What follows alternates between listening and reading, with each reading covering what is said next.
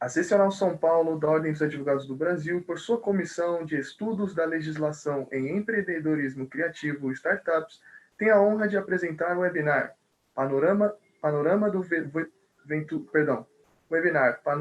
Venture Capital para o Brasil. Evento promovido pela referida comissão com apoio da Comissão de Cultura e Eventos da OAB São Paulo.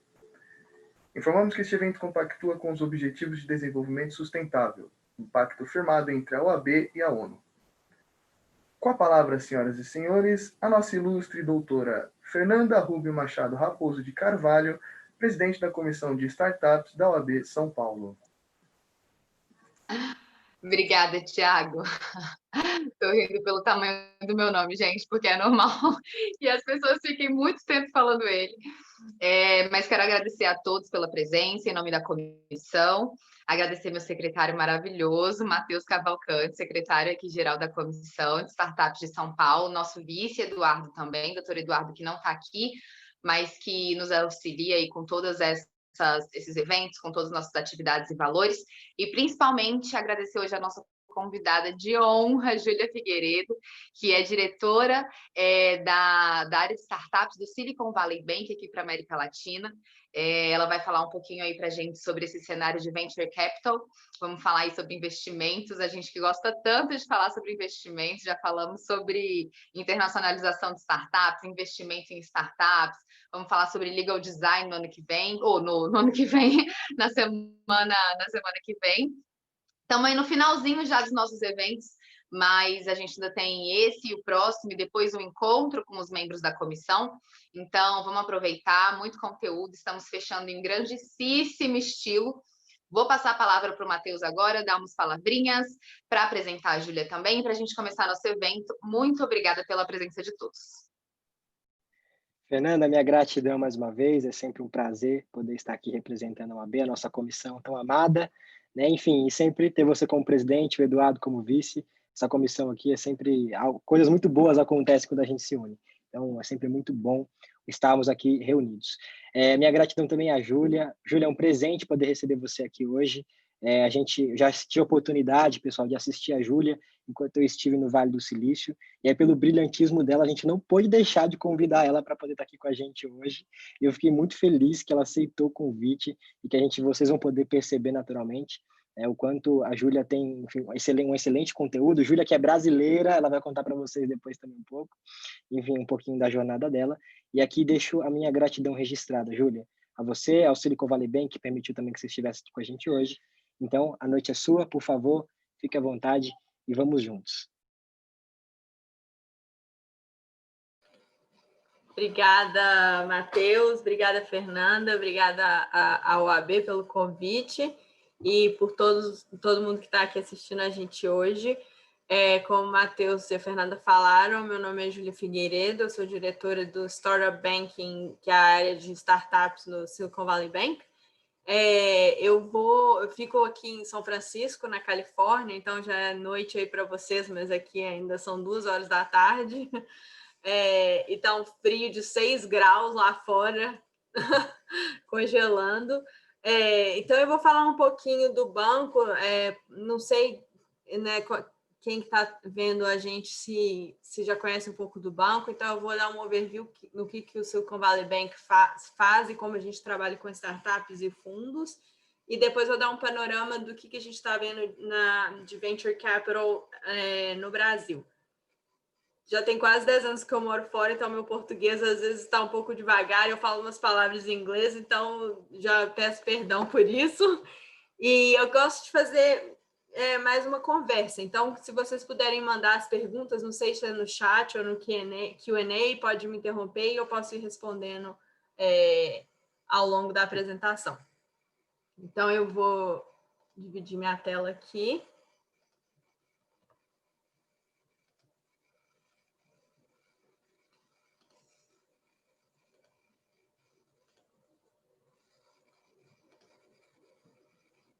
Estão conseguindo ver? Porque agora eu perdi onde que... Tô vendo tá você. Para ver? Não tá vendo a minha tela?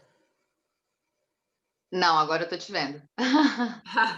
Peraí, gente, tecnologia. Agora foi, né? Ou não? Sim, Agora foi. foi. Tá a tela inteira em branca, né? Verde. Isso, tá daquele jeito grandão que tava na hora que a gente entrou. Ok, beleza.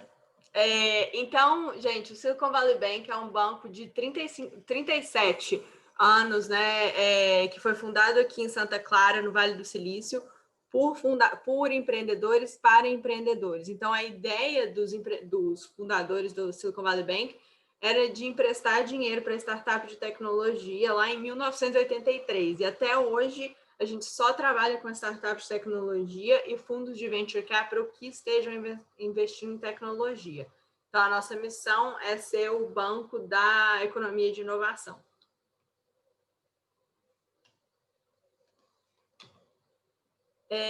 Só para vocês terem algumas ideias dos números, né? Hoje nos Estados Unidos, a gente tem 50% de market share de startup que já levantaram venture capital. Então, de todas as startups que já levantaram venture capital nos Estados Unidos, 50% são clientes do banco e quase 70% de todos os fundos de venture capital nos Estados Unidos são clientes do banco. No Brasil, esse número é bem impressionante também. A gente tem 72% de todas as startups que já levantaram venture capital em dólar, né? Porque a gente é um banco americano, então a gente só trabalha com dólar. 72% das empresas trabalham com o banco. Hoje a gente trabalha então, o Silicon Valley Bank é um banco comercial tradicional. A gente oferece cartão de crédito, online banking, FX, empréstimos, investimentos. E hoje, 95% de todos os empréstimos do banco são para startups de tecnologia que são bem iniciantes, né? É um produto que chama Venture Debt, que eu vou falar um pouco mais ao longo da apresentação. Só para vocês terem uma ideia das empresas que a gente trabalha, acho duas histórias super legais. Um dos primeiros clientes do Banco do Brasil foi a Viva Real. Acho que eles abriram a conta no início de 2012, quando o nosso CEO e o meu chefe, o Andy Tsao, que desenvolveu essa área, foram visitar o Brasil para entender um pouco como é que era a economia de inovação no Brasil. E logo depois veio o Nubank também, o Davi Velas, que saiu da Sequoia e abriu a conta para receber o primeiro round da Sequoia. E até hoje eles são nossos clientes. E aí, né, outros unicórnios como Quinta Andar, iFood 99, Log, Gympass e outros unicórnios também na América Latina, como o primeiro unicórnio da América Latina, do México, a Kavak, e do Uruguai, dLocal. Então, essas são algumas startups que a gente trabalha, e esses são alguns dos fundos também que a gente trabalha muito, Redpoint, Monax, provavelmente vocês conhecem muito desses logos aí, Kazek, inclusive o banco, né? Eu falei que a gente é um banco comercial, mas a gente também é um fundo de fundo, então a gente investe em outros fundos. Nos Estados Unidos, a gente investiu na Redpoint Ventures no Brasil e na Monax.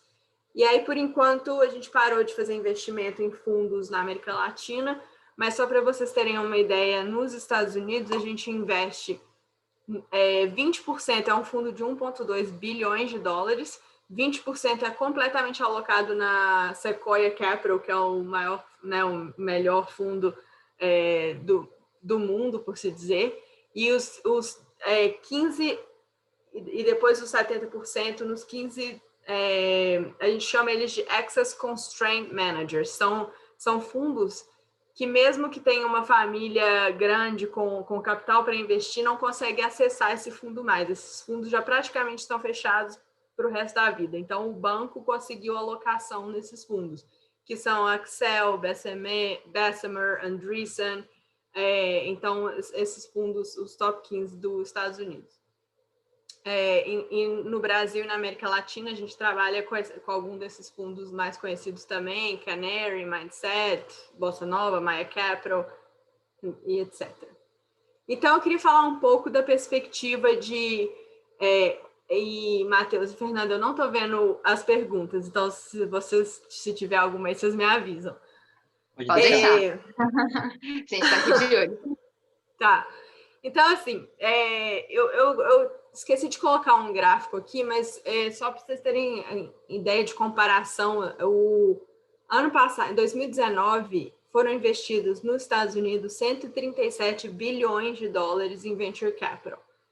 Na América Latina inteira, né, foram investidos 4,6 bilhões de dólares. Então, apesar de ter sido um recorde de investimento na região, vem dobrando desde 2006, todo ano a gente dobra o recorde. Ainda é muito inicial essa economia e esse investimento em tecnologia, em venture capital, comparado com os Estados Unidos, com 137 bilhões de dólares, né? Eu acho que a entrada do SoftBank em 2019, né, começo de 2019, o efeito SoftBank ajudou muito, né? A gente viu rodadas que não existiam antes no Brasil, uma rodada de 500 milhões de dólares, 150 milhões de dólares, 200 milhões de dólares, né? A rodada da Rappi, que é da Colômbia, né? Mas a gente aí no Brasil, a Rappi está em todos os lugares também, de 1 bilhão de dólares só em uma rodada. Então, assim, a gente começou a ver que a América Latina realmente agora está chamando muita atenção dos investidores, porque nos Estados Unidos a competição por deal é muito grande. Então, é muito difícil achar os melhores deals, porque as melhores empresas, os melhores founders querem ir para a Sequoia, para a Accel, para a Andreessen. Então, eu tenho um gráfico também para mostrar, mas em 2010 tinham 130 fundos americanos investindo em startups no Brasil. Outubro desse ano foram 560 fundos investindo em startup da América Latina. Desculpa, eu falei Brasil, mas é América Latina. Então, assim, está crescendo muito e agora a gente tem muitas histórias boas para contar, como o Quinto Andar, Log, Wildlife Studios, né?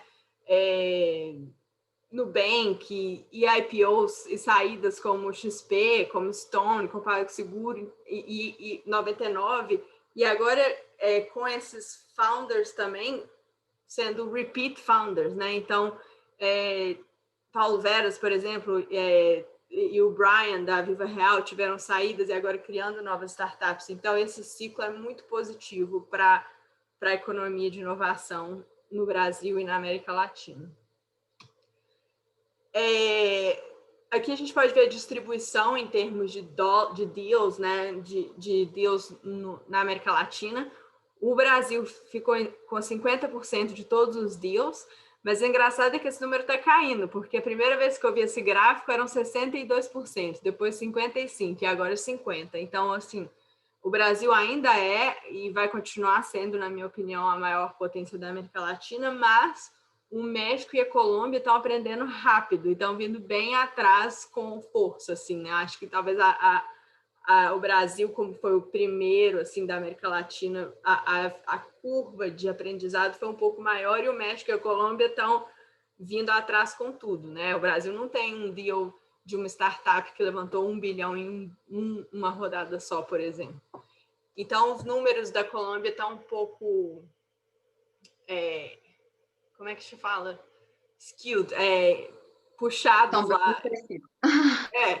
Por causa desse deal da Rappi, né? Mas, então, eu acho que, assim, Brasil, Colômbia e México, a Argentina tem várias empresas ótimas, só que a economia da Argentina está cada vez mais difícil para eles competir, né? Aqui, eu sempre gosto de atualizar, assim, é lógico que ser um unicórnio não é o único objetivo que deve ter uma startup, ou, né, não é só você tem que ser unicórnio. Acho que isso é um número, mas é um número que é bom para a gente medir e tentar entender, né? Por exemplo, a Índia, que é mais ou menos comparável ao Brasil, tem 51 unicórnios, né? Então, a gente ainda tem muito trabalho para fazer. Então, eu não sei, acho que são 15 aqui no total, né? E sendo que, então, de 15, 3 foram formados em outubro. Então, no meio da pandemia, no meio de tanta incerteza, insegurança nos mercados, 3 startups da América Latina viraram unicórnio em um mês só, que essas das estrelinhas, né? A Vtex, do Brasil, a dLocal, do Uruguai, e a Kavak, do México. Então, esse gráfico eu queria mostrar que no primeiro semestre, não sei se vocês conseguem ver meu mouse, né? Acho que não. Não. No primeiro semestre... Sim, consegue? No primeiro semestre de 2020, o Brasil recebeu, a América Latina recebeu 1,2 bilhões de dólares em investimento em Venture Capital, que, se comparado em 2019, foram 2,5 bilhões no primeiro semestre. Só que vamos tirar o deal da Rappi, que foi um deal só, que, né, foi uma coisa totalmente extraordinária. Tirando o deal da Rappi, com o corona e com todas as incertezas do primeiro semestre de 2020, a gente pode falar que a América Latina ainda está muito boa, né? 1,2 bilhões de dólares em investimento ainda deixa a gente com muita certeza que não é só uma trend que foi do ano passado, mas é que vai repetindo nos anos que estão por vir. E aqui esse gráfico fala um pouco desse declínio de investimento em VC no primeiro semestre. É claro que teve declínio. Eu lembro claramente os 2 primeiros meses, né, principalmente trabalhando com startup e com fundo, a gente falando, nossa, o que vai acontecer agora? Todo mundo vai parar de investir.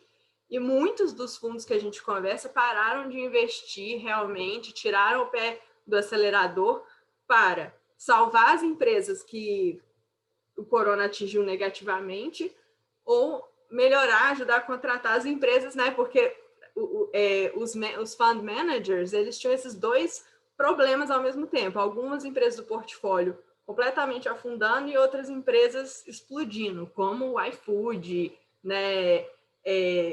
Startup de health tech, educação, essas empresas se beneficiaram com startups que fazem trabalho, ferramentas para trabalho remoto e tal.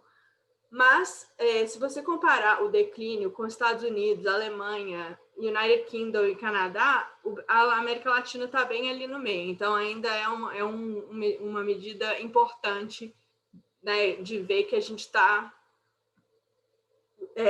on par com os top países do mundo.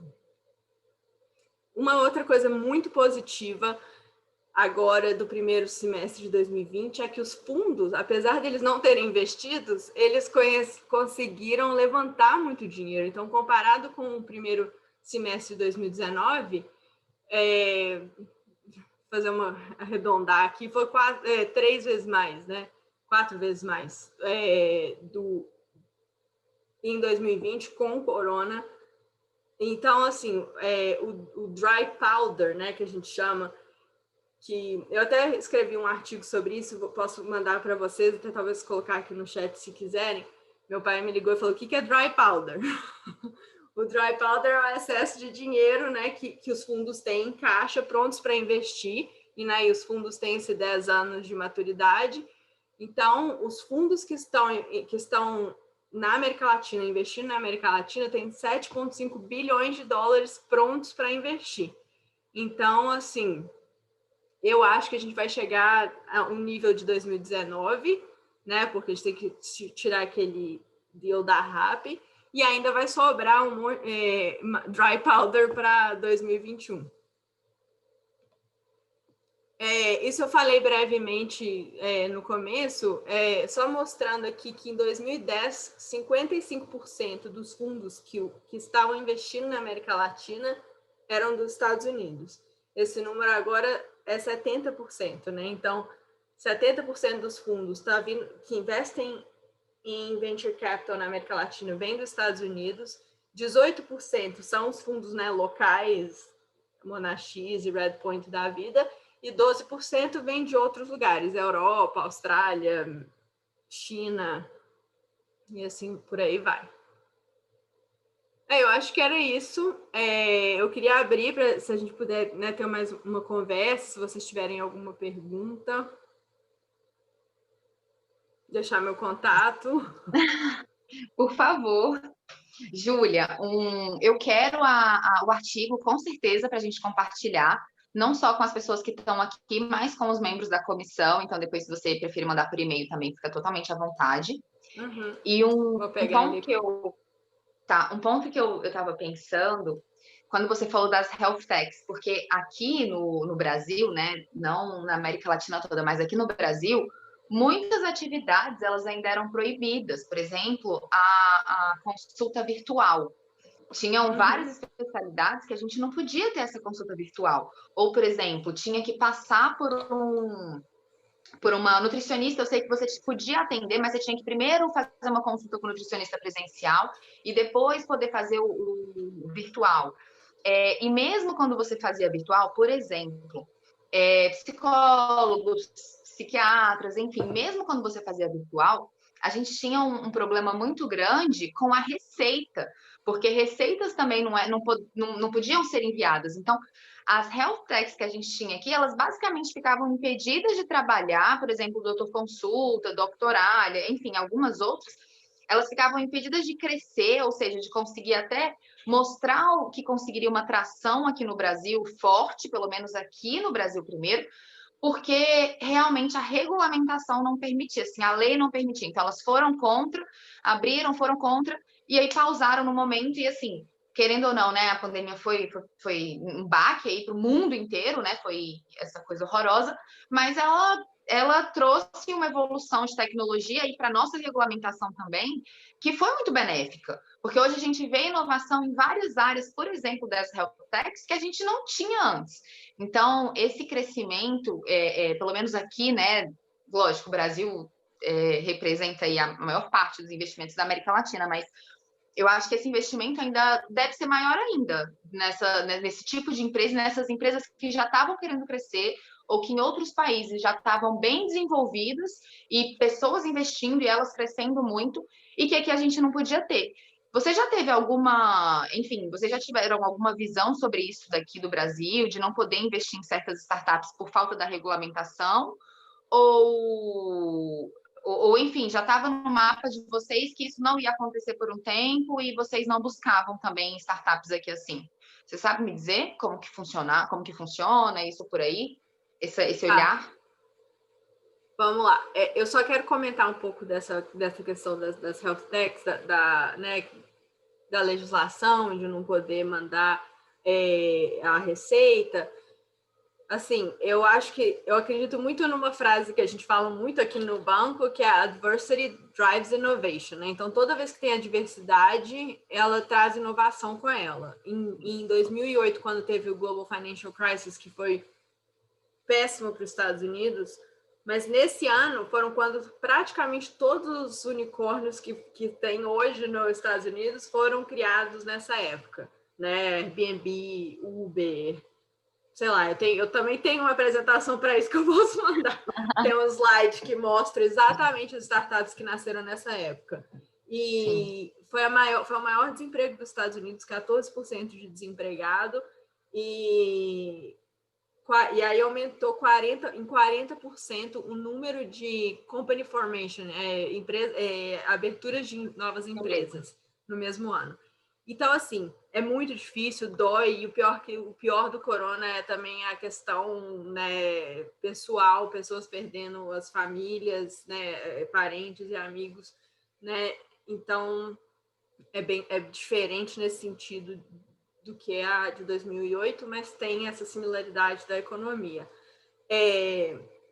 Sobre essa receita, assim, eu não sei como é que está a regulamentação, eu não entendo tanto da regulamentação do Brasil, mas, por exemplo, tem um serviço que eu uso aqui que eu falei assim, gente, como é que no Brasil ainda não tem? E eu uso tem uns 5 anos.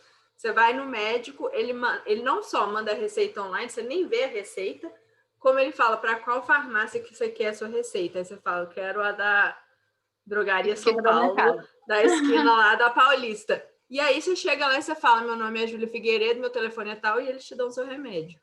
Então, assim, isso para mim é uma coisa tão óbvia e simples. Natural, né? Natural, porque às vezes você tá lá doente, com febre, aí você tem que ir numa farmácia, aí não tem um remédio, aí você vai na outra, aí tem um naquela, não tem... Então, assim, você chega lá e já tá pronto. Eu acho que... E assim, também não só na Health Tech, mas também Fintech, o Brasil teve que mudar as leis de Fintech. E vai mudando, sabe? A tecnologia vai forçar que a legislação se adapte. Muito. O banco não investe no Brasil diretamente em startup, né? A gente investiu nos 2 fundos. A única coisa que a gente investe em empresas nos Estados Unidos, sim. E no Brasil, a gente criou um fundo de Venture Debt. Então, a gente empresta dinheiro para... Eu falei Brasil, mas é América Latina, porque quase tudo vai para o Brasil, mas tem esse fundo de dívida no Brasil. Então, a única coisa que a gente não olha de jeito nenhum é cripto, por enquanto, porque a gente é um banco regulamentado nos Estados Unidos e isso dá muita dor de cabeça, muita regulamentação, muito compliance. Então, é mais isso do que ser assim, uma fintech ou uma lei específica. É lógico que a gente vai ver se a empresa está compliant com as leis do país. Mas a gente também, e eu acho que os investidores entendem que é uma adaptação que vai acontecer com o tempo, né? Igual a lei da fintech no México já mudou, na Colômbia, no Brasil mudou. Exato. A gente recebeu uma pergunta aqui, mas antes do... não, Matheus, foi você enviando, né? O arquivo. Essa questão de eles são meus mudança... clientes, Alice. É? Maravilhosos. Eu mandei o meu blog, mas eu mandei só para o Matheus, vou mandar para todo mundo. Boa. Por favor. Essa questão da diferença da adaptação, ela é muito engraçada, porque eu defendo muito isso também.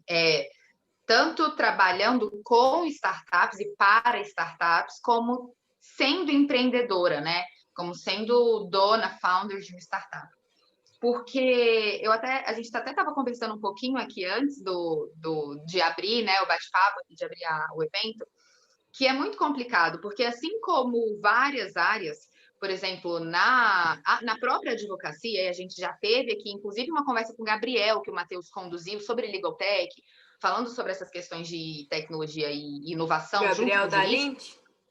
Isso. Uma conversa com ele. E a gente estava tocando, assim, eles falaram exatamente sobre esse ponto, tá?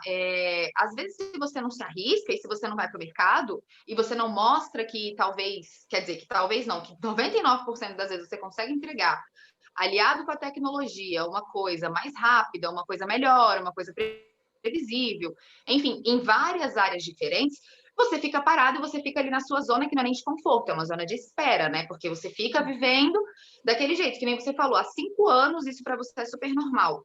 Há 10 anos atrás, a gente mal tinha uma internet que funcionava direito no smartphone, né? Então, tudo isso era muito novo para a gente. E se a gente for pensar que a gente vai parar todas as atividades e que ninguém mais vai inovar por conta de falta ou de regulamentação ou por conta de regulamentação excessiva até, a gente não inova. Então, em vários momentos, até com a M2, o Matheus conhece, o Matheus faz parte, a gente realmente busca fazer o quê? Dar a cara a tapa, né? E envolver a tecnologia com o jurídico para entregar um serviço melhor e esperar que o mercado reconheça e que um dia, talvez, as leis mudem ou não e a gente vai tentando se adaptar. E é o que acontece com várias, como, por exemplo, as health techs que a gente estava comentando. Há uns 2 anos atrás, mais ou menos, eu voltando do Vale, uma startup de health tech me procurou e ela estava quase falindo. E era uma startup que tinha uma tecnologia maravilhosa. Só que aqui no Brasil, elas não estavam conseguindo mostrar para os investidores que elas conseguiriam escalar e conseguiriam uma atração, porque na lei era tão engessado e era um debate de tantos anos que ninguém fosse esperar que a pandemia fosse mudar exatamente esses pontos também, mas era um debate de tantos anos que eles olhavam e falavam, ok, a gente entende que vai mudar, é uma cultura que vai mudar, e ela muda, porque a tecnologia vai impactar todos os setores, mas quando, né? Então, eles não se sentiam confiantes e confortáveis para investir em uma coisa que eles achavam que a cultura ia demorar muito para as pessoas aceitarem até, porque não é uma cultura só da empresa conseguir crescer, é uma cultura da sociedade aceitar aquilo. Às vezes você coloca uma solução que pelo timing você erra, mas que depois vem, por exemplo, um Uber. Surgiu um exemplo de Uber muitos anos antes que não foi aceito porque as pessoas não estavam culturalmente preparadas, né?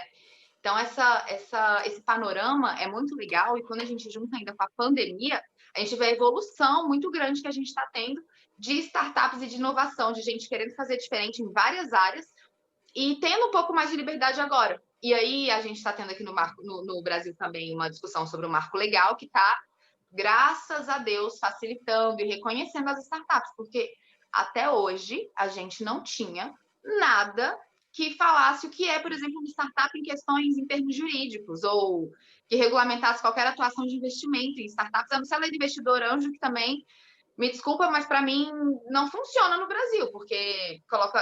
Imagina, não sei se você já chegou a ver, Júlia, mas ela tem umas coisas que, por exemplo, o investidor anjo, ele sai depois de, no máximo, e também tem um prazo máximo para ele sair, então vamos colocar aqui de 5 anos, e é com o valor que ele entrou corrigido e atualizado.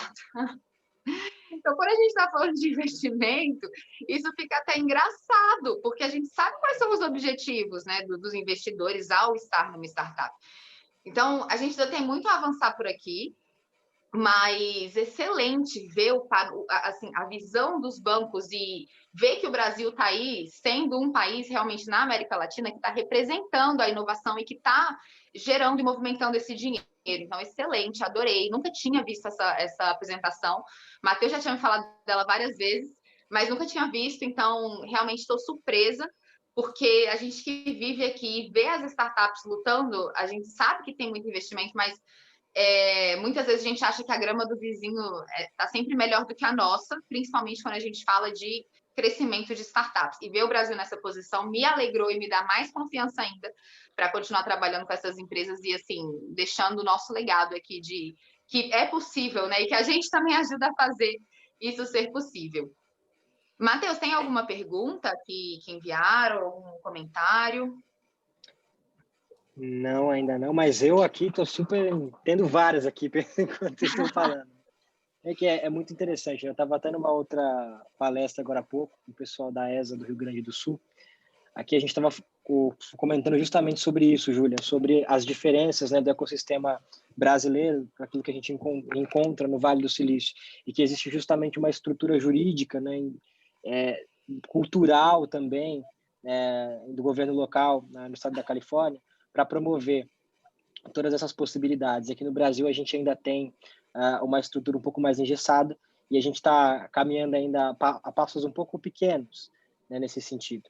Mas evoluindo, ainda bem, evoluindo bastante. Eu parti do mesmo sentimento da Fernanda, vendo esses dados dá sempre dá um vigor novamente. Isso é muito, muito bacana. Da felicidade, exatamente, de enxergar o que a gente está fazendo. A gente vê vários deals acontecendo, né? E empresas nascendo, algumas incubadoras também tendo um papel muito relevante com várias startups no Brasil. E até uma pergunta que eu queria te fazer, Júlia, uma coisa que sempre me interessou muito, desde a primeira vez que eu vi sua apresentação, foi o fato do Silicon Valley Bank investir em outros fundos, e é a forma do dinheiro do banco chegar até o Brasil, né? Então, vocês têm fundos específicos aqui que vocês colocam dinheiro hoje, né? A Redpoint, a Kazek, como você comentou, e eu queria entender se nessa escolha de vocês para colocar o dinheiro nesses fundos brasileiros, vocês têm algum, como posso dizer, uma política específica, vocês visam algum nicho específico de startup? Vocês têm critérios para poder selecionar essas startups até aqui? Porque quando vocês visam esses fundos, eles já têm um público-alvo bem específico aqui. Quando eu falo da ecossistema paulista, por exemplo, se eu pego a Redpoint ou a Kazek, ele já tem um público-alvo bem específico de startups. Então, eu queria entender como o dinheiro vem de vocês, se nessa descida vocês têm uma visão para prospectar nichos específicos de startup ou não, se realmente há uma busca ampla. Então, a gente investiu na Monax e na Redpoint, não na Kazek. Ah, na Kazek, pô. Eu queria que tivesse na Kazek também. Mas esses investimentos aconteceram, eu ainda não estava no banco, e aí a gente não investiu mais, pelo único motivo que a oportunidade nos Estados Unidos é tão grande, né, que o banco, né, e a gente não é um banco licenciado no Brasil, então o banco preferiu focar em fundos americanos. Eu acho que muito dessa decisão de investimento são e isso também quando o VC vai investir na startup, né? Mas quando o Fund of Funds, né? Quando o nosso time de fundo vai investir num fundo, eles têm que olhar quem são os founders, quem são os managing partners, né? Quem que está tomando decisão, se eles têm experiência ou não. E a Monax e a Redpoint foram um dos primeiros fundos do Brasil, né? Você vê a Monax hoje, a Redpoint também, mas a qualidade de startup que eles investiram. Então, eu acho que tem a qualidade do managing partner, né? E né, eles falam que investir em startup ou investir em fundo é pior que casamento, né? Porque são 10 anos que é quase impossível sair. Então, você tem que ter muita certeza de com quem que você vai começar esse relacionamento, porque é mais difícil do que separar de um casamento, né? Mas o banco olha também, né, porque cada fundo, né, mesmo a Monax, por exemplo, eles podem fazer um fundo que é focado, vamos supor, em fintech, ou um fundo que é só em educação, um fundo misto. Então, o banco realmente ele olha se eles acreditam também na tese do fundo que vai investir, e aí, né, e o track record. E o track record no Brasil ainda não agora já tem, a Monax já tem, a Casec, vários fundos já tem. Mas, por exemplo, o Sequoia começou há quase 50 anos atrás. Então, o track record aqui, se eu pensar que cada fundo tem maturidade de 10 anos, né, é uma indústria muito nova. Então, eu acho que a gente olha isso, e quando a gente faz empréstimo, né, com fundo de Venture Debt, a gente olha os founders, olha os investidores, porque a gente está emprestando dinheiro, né? Diferente do venture capital, que é o capital de risco em equity, né? A gente empresta o dinheiro, então a gente quer o dinheiro de volta. Não é igual o VC que sabe que vai investir, que tem um risco de não conseguir o dinheiro de volta. Então a gente olha isso, a gente olha quem que está então a gente olha os founders, a gente olha qual que é a possibilidade de crescimento dessa empresa. Então, a gente olha todo o financial, se já tem revenue, se não é necessário que esteja dando lucro, mas qual que é a projeção de faturamento. E, por exemplo, se eu estou negociando com uma startup que no cap table deles, né, eles têm a Monax, a Redpoint, a Casec, investidores nesse naipe, sócios da empresa, deixa a gente mais tranquilo, né? Porque se a empresa precisar de uma injeção de capital, a gente sabe que eles podem conseguir. Legal, Júlia. Mais uma pergunta, né? Antes da gente até responder a uma que está no chat aqui. O Silicon Valley Bank, também, uma das minhas recomendações é que vocês sempre tiveram uma postura muito consultiva, né, com as startups, né? Então, eu queria, se você puder falar um pouco, você mesmo falou, poxa, eu tenho vários clientes e tal, a gente percebe que existe uma relação sua muito próxima, né, dessas startups, existe uma forma de atuação diferente, até daquilo que a gente vê, não só os fundos, mas também os bancos aqui fazerem. Então, se você puder comentar um pouco daquilo que a visão que o Silicon Valley Bank acredita, até o que você vê, essa forma de trabalho diferenciada, né? Porque um banco, para nós aqui no Brasil, é uma figura super tradicional ainda. A gente vai tendo, claro, exemplos diferenciados disso, e os grandes bancos aqui vêm tentando correr atrás de um certo prejuízo, né, com a experiência dos clientes, mas eu queria ouvir de você, até para que os nossos convidados aqui hoje também pudessem ter essa visão, na forma como o Silicon Valley Bank acredita que o trabalho deve ser efetuado com essas startups. Eu acho que, assim, essa mentalidade do SVB começou em 83, quando fundaram um banco, né? Porque foi, se pensar, foi muito arriscado. Vamos fazer um banco para só trabalhar com startups de tecnologia e fundo de venture capital? Não adianta, a gente não abre conta para nenhum outro tipo de negócio, restaurante, hospital, nada. A gente só trabalha com startups de tecnologia e fundo de venture capital investindo em tecnologia. E às vezes chegam fundos para investir em real estate, né, imobiliária, fundos gigantes que poderiam colocar 200 milhões de dólares na conta, e a gente fala, não, a gente só trabalha, então é muito nichado. Então, com isso, eu tenho menos clientes, né? Eu não, né, nem sei quanto que um Itaú tem, por exemplo, de empresa, né? Não consigo nem chutar. Na minha carteira hoje, que na verdade é uma carteira bem grande para uma gerente só, né? Mas eu tenho gente que me ajuda, mas a gente tem 850 empresas e fundos. Aí, óbvio que eu tenho um time, mas é um time também pequeno. Então, a gente realmente tenta conversar com todos os clientes. Aí, lógico, também tem níveis diferentes de clientes, né? Porque tem um Nubank e também tem uma startup que está levantando seed. O nível de interação de produto, de complexidade é diferente. Então, a gente tenta entender. Então, cada manager, aí dentro do meu time, a gente divide as startups para cada um, para entender o que precisa e tentar entender o máximo. Porque o que eu acho muito engraçado. Quando eu estava entrevistando para o banco, eu falei, ai, nossa, eu não quero trabalhar em banco, eu quero trabalhar numa startup, é muito mais legal. E eu vim da Evernote, né? Que é uma startup. Mas o primeiro valor do banco é empatia. Eu nunca vi isso, um banco que o primeiro valor do banco é empatia. Empatia pelos nossos clientes, empatia pelos nossos funcionários. Porque às vezes nossos clientes estão vendendo tudo que eles têm para começar a startup deles. Então a gente tem realmente essa empatia, esse entendimento, e a gente quer ser mais do que um banco. A gente quer ajudar a startup da forma que a gente pode. Então, muito do meu tempo é dedicado a apresentar, por exemplo, um cliente fala, Júlia, eu sou uma health tech no Brasil e eu acho que esse fundo XYZ teria interesse em investir, porque já investiu em coisas similares, e aí eu faço essas introduções. Então, assim, não é uma coisa que está trazendo retorno imediato para o banco, não é uma coisa que, né, mas vai ajudar a startup e vai ajudar o fundo. Então, a gente tem essa mentalidade. Muito legal. Aqui tem a pergunta do Marcos, né? Quais os fundos o SVB investe no Brasil? A gente só investiu na Monax e na Redpoint. E aí parou por agora. Mas tem alguém levantando a mão também, tem uma mãozinha assim.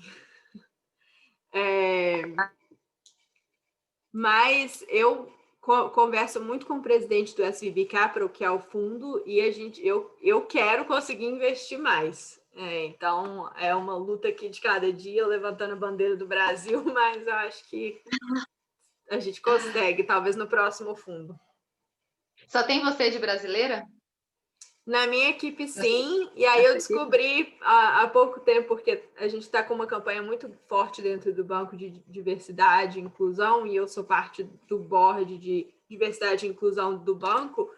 E aí eu descobri que tem um brasileiro em San Diego, que a gente tem um escritório em San Diego, e tem um em Boston. Mas no meu time só tem eu. Sim, sim. Matheus, você está no mudo. Pronto. De Belo Horizonte para o Vale do Silício. Que bacana isso, né, Júlia? De Belo Horizonte? Sou de Belo Horizonte. Temos 3 estados aqui que... Você já morou também lá, não já, Matheus? Não, você já foi muitas vezes lá, né? Sim, exato. Temos Inclusive, hoje aqui, estou então, em Extrema, BH. Minas Gerais, né? Aqui, ó. É verdade, está em Minas. Verdade. DF, porque eu estou em São Paulo, mas eu sou de Brasília. Quando eu fui morar nos Estados Unidos, quando eu fui morar em São Francisco, eu não morava aqui em São Paulo ainda. Então, Brasília, BH. Na verdade, Brasília e Minas, né? Os dois de Minas. E aí, quem foi que pediu para falar? Quem foi que Ó, a fez gente uma tem mais uma perguntinha aí, dá para ver? do Marcos. Manda. Boa, ele está dizendo o seguinte: no Brasil, se o marco legal das startups mantiver a possibilidade do sandbox regulatório, talvez valha a pena o mercado instituir algo como um think tank para fazer propostas de mudança regulatória. Faz sentido. Não, faz muito sentido. Comentário. Eu acho que é um comentário, mas faz muito sentido. Mas, Fernanda, você falou rapidinho, assim, mas aí acabou que eu não continuei no assunto, mas um exemplo que é muito real, assim, para todo mundo que está aqui é o Uber, né? Há 8, 9 anos, você pensar que você ia pegar um aplicativo e entrar num carro de uma pessoa completamente estranha, que ia te levar de um lugar a outro, né? É loucura! Não existia isso. Então, um carro preto com vidro preto. Exato! Então, Na verdade, é o contrário, né? Era não entre em carro de estranhos. E agora de jeito nenhum. Entra em carro de estranhos. E até hoje, né? Eles brigam pra caramba. A Uber e o Lyft aqui em São Francisco estão com um processo contra a cidade, né? O Uber gastou quase o dinheiro todo dos investimentos dele brigando com todos os estados e países onde que eles entraram, mas acho que é isso, né? Assim, a gente aí no Brasil vai ter que brigar muito por várias coisas e vocês são as pessoas certas para brigar. Nossa, não.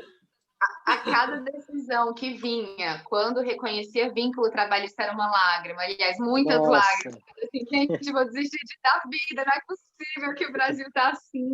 Não é possível que nossa justiça não consegue ver a inovação.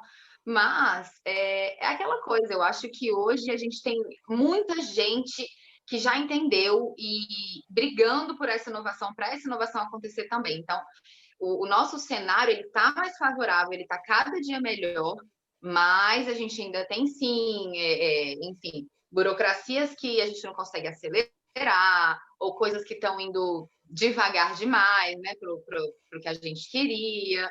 Eu consigo enxergar, assim, no mundo dos sonhos, quase, basicamente, mas eu consigo enxergar tanta mudança aqui pelas essas empresas, por empresas que poderiam estar atuando aqui, mudança na vida mesmo das pessoas, sabe? No dia a dia, que nem você falou do negócio de uma coisa simples do jeito como funciona aí a questão do medicamento, do hospital do medicamento, coisas que facilitariam muito a vida de várias pessoas e simplesmente a gente não consegue aplicar.